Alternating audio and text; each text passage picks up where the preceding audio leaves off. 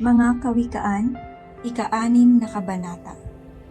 Mga dagdag na babala. Aking anak, sa utang ba ng iba ikaw ay nananagot? Ikaw ba ay nangako, sa utang niya ay nasangkot? Kung gayon, ay nasasakop ka ng kanyang pagpapasya. Ngunit heto ang paraang makaiwas ka sa kanya. Ikaw ay magmadali, sa kanya ay makiusap. Sabihin mong pawalan ka sa napasukan mong bitag.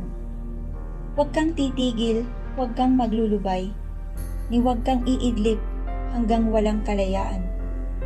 Iligtas ang sarili mo, parang usang tumatakas, at tulad niyong ibong sa kulungay umaalpas. Tingnan mo yaong langgam, ikaw taong ubod tamad. Pamumuhay niya'y masdan mo, at nang ikaw ay mamulat. Kahit siya'y walang punong, sa kanila'y naguutos. Walang tagapamahala o tagamasid na sinusunod, ngunit nag-iimbak ng pagkain sa tag-araw.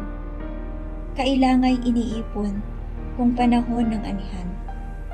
Hanggang kailan taong tamad mananatili sa higaan? Kailan ka babalikwas sa iyong pagkakahimlay? Sandaling tulog, kaunting idlip na lang. Sandaling paghalukip-kip, pag-iinin sa higaan. At itong kahirapan sa iyo ay daratan. Katulad ng mandarambong, para bagang magnanakaw. Taong imbi at masama, walang tigil sa paggala. Upang ikalat sa iba, di totoo niyang salita. Ang mata ay ikikindat o kaya'y ipipikit. Ikukumpas pa ang kamay upang ikaw ay maakit. Ngunit sa sarili ay may masamang iniisip. Ang lagi niyang nais ay manggulo sa paligid. Dahil dito, kapahamakan niya'y biglang darating.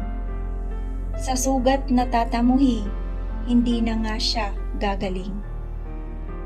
Ang kinamumuhian ni Yahweh ay 7 bagay, mga bagay na kanyang kinasusuklaman.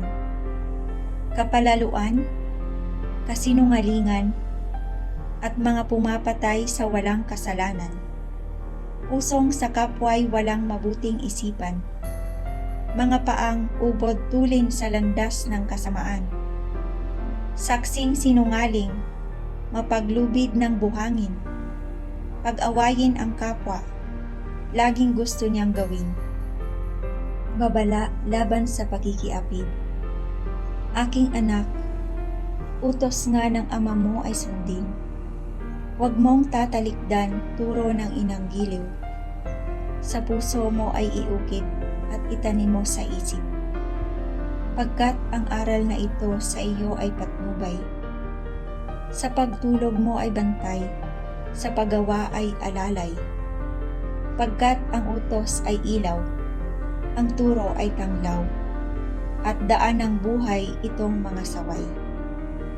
Ilalayo ka nito sa babaeng masama, sa mapang-akit niyang salita, ngunit puno ng daya.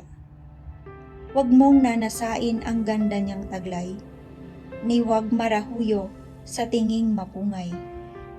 Babaeng masamay, maaangkin sa halaga ng tinapay. Ngunit bungay kasamaan sa buo mong pamumuhay.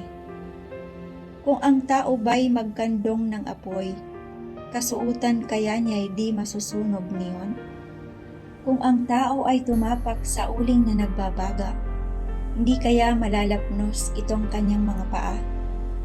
Ganoon din ang taong sisiping sa asawa ng kapwa. Tiyak siyang magdurusa pagkat ito ay masama. Ang sinumang magnakaw ay tiyak na nagkasala. Kahit yaon ay pamawi sa gutom na taglay niya. Kung siya ay mahuli, ang bayad ay 7 doble.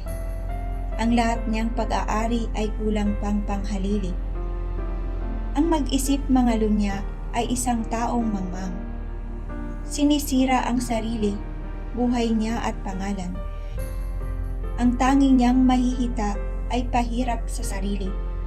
di na niya mababawi ang kanyang pagkaduhagi. Sapagkat ang panibugho sa tao ay naguudyok. Ang puri nga ay ibangon, kahit buhay ay malagot. Wala kang itutumbas para kamtin ang patawad. Kahit gaano pa karami ang sa kanya ay ibayad.